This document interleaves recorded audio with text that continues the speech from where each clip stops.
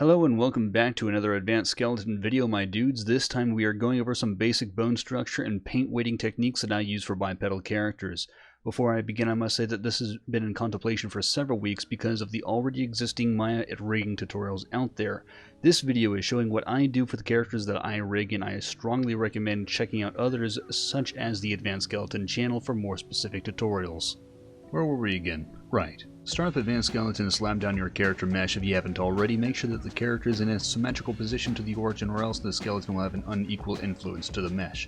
Import a biped and start positioning the bones to the best of your ability. In this example, I'll actually mess up the head and spine a few times before getting it right. Consider the bone placement and the angle of rotation when setting up and adjusting the skeleton. Finger joints, for example, work best around the tip of the knuckle to allow the squishy underside. The jawbone should be placed in front of the ears at the center of the head. The spine should be a little bit higher than the hips into the back.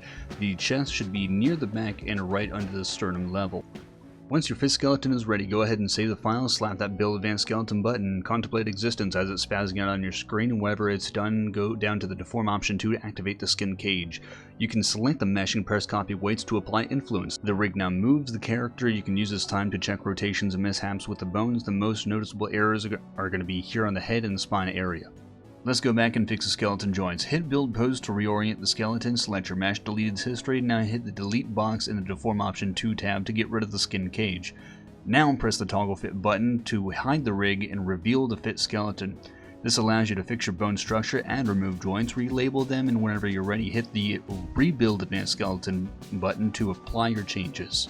Go through the skin cage process again. After checking the bone rotations, we'll look into the red and green skin curves. Green means the maximum influence, while the red means a minimum and cutoff of its green parent influence. This character turned out not too bad on the first try, but the common areas to fix are the fingers, neck, shoulders, and groin area.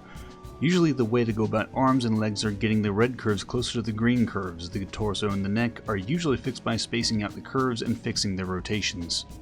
The deformation width and wrist detail adjustment buttons do exist, but sometimes it's better to just do them by hand. The shoulders and scapula area typically need more attention. Hold the right click on a curve and select the control point to adjust the curves with more precision. I usually fix the shoulders by making the armpit the cutoff point. Under the Deform option 2 adjustment, select the Create Groin Locators. Locators will appear in between the legs and the rig's right hip. Move them in the right places and confirm the changes by hitting the Adjust Your Groin Area button. The skin curves around the waist will then adjust to your changes. When you complete one side of the skin curves, you can mirror them by hitting one of the mirror buttons. Note that this is the skeleton's left and right, not your visual left and right. By this point, you might wonder why the armor is actually still squishy. Well, now it is time to get into the nitty-gritty part of cleaning up your weights. Let's start with the head. I select the helmet and hold right click to then select the paint weight tool. After selecting the head bone, I maximize the value and opacity and then hit flood button to fill the entire helmet's weights to the head bone. You will notice that the chin is sticking out as it's still affected by the neck bones. I'll right click and select the vertices individually and then paint the weights on the isolated area. Selecting by the vertices and using the flood button with lower opacities helps adjust areas that need more attention. I use these techniques for just about everything. When hard mesh is connected to a soft surface, you can select one vertex, hold shift with the right arrow to grow selection in the paint weights like normal. Sometimes you'll have to select them by hand. This more or less covers what I do to paint weights on your standard biped. If this video helps you learn rigging, then please don't forget to like and subscribe. If there's anything else that you would like to know more about, please talk about it in the comments, and don't forget to check out the Advanced Skeleton webpage. Thank you, and see you next time.